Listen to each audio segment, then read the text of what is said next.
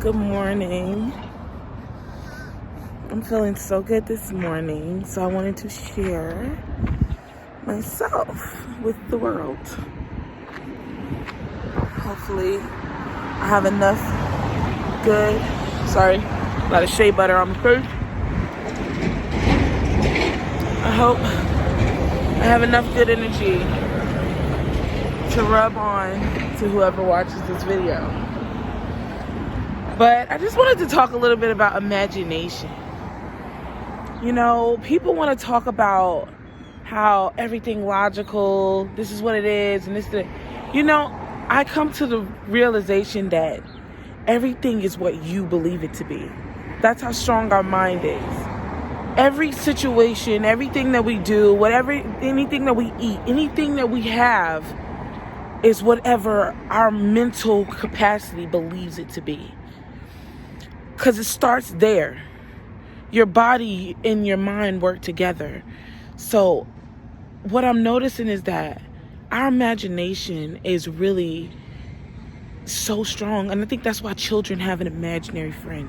Like, we think they're talking to a fake person that's there. No, they're talking to their intuition. They're talking to their higher self. They're talking to other versions of themselves. We did that. We do that naturally as adults and don't even realize that we're doing it. What we do is we push it away as if it's negative thoughts, or if it's negative thinking, or if it's whatever we want to make it be. But really, we create the outcome. We create the narrative. And whatever we choose to continue to stick around with and to hold on to, even though we know our mind and our body and our intuition is telling us that it's not right, that's neglecting yourself. That's neglecting your intuition. That's neglecting your higher self, because you have a purpose and your higher self knows that. You know that. You naturally knew that when you was born. Growing up, you knew you were different. You knew that there was more to you than where you lived. There's more to you than who your parents are. There's more to you than the people that you hang around. But what we do is we adapt. We adapt to other people, other narratives, and shun away our own simply because we lose the ability to think that those things are important, simply because we're told that. We're told that. So everybody is being like somebody else. If you think about it, you don't never see nobody really being themselves. And when you do see it, of course, it's great. It's a great thing. It's an amazing thing. There's a lot of people that are like that are just themselves and so happy and so confident.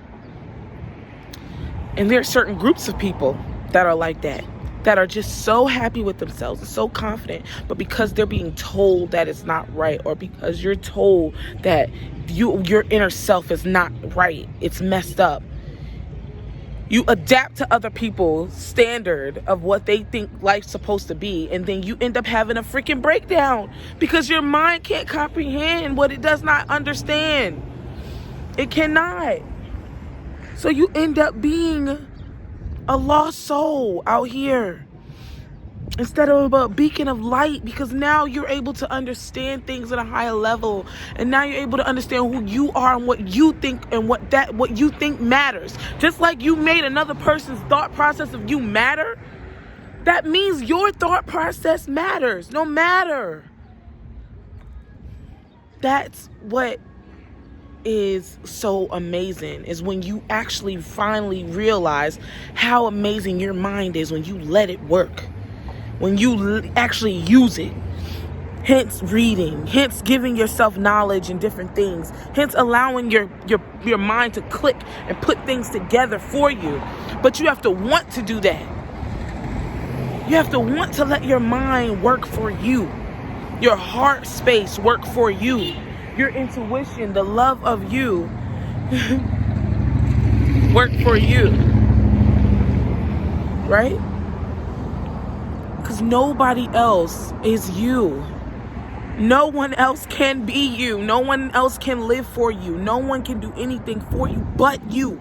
Even when you're in a relationship, even when you're with 10 people around you, you are the only person you have to answer to after any decision that you make.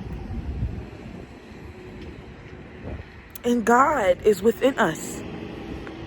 So we have to answer to God. So whatever outcome and consequence that comes, it came from free will. You know why? Because we have free will. We are able to create the narrative of any outcome that we go through. Even the worst things, even when you're in the brink of getting killed, about to be murdered, you have a free will to determine how is those last minutes of your life going to go. What are you going to do in the last minutes of your life? Are you going to panic? Are you going to continue to cry? Are you going to repent?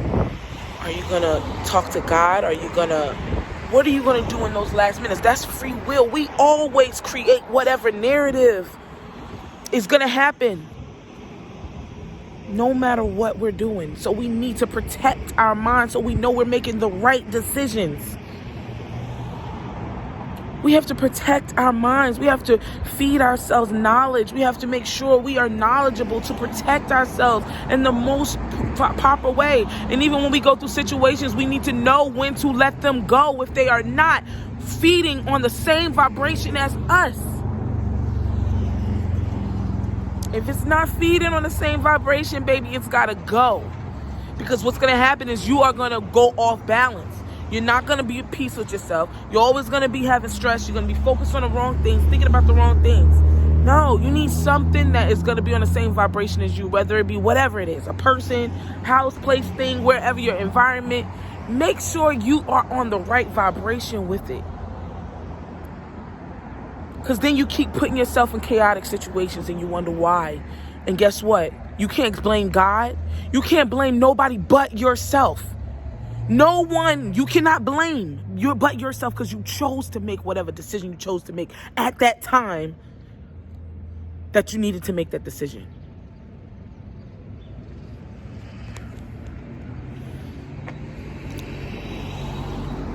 Everybody needs to believe in this and believe in that and make it about this and create stories for this, but no one wants to take accountability. No one really wants to look within and say, where is my moral standard at? How is my impact on another person's life? When I impact another person's life, and if another person impacts my life, when I want somebody to impact my life, I want them to impact my life in a positive way. I don't want someone to impact my life in a negative way. I don't think any person in this world wants a person to actually impact their life in a negative way. Someone want it to be positive, but you can't control that. Only thing you can do is control how you take the situation. So you have to look at it and say, if you know you don't want nobody impacting your life in a negative way, then what type of person would it be to impact another person's life in a negative way?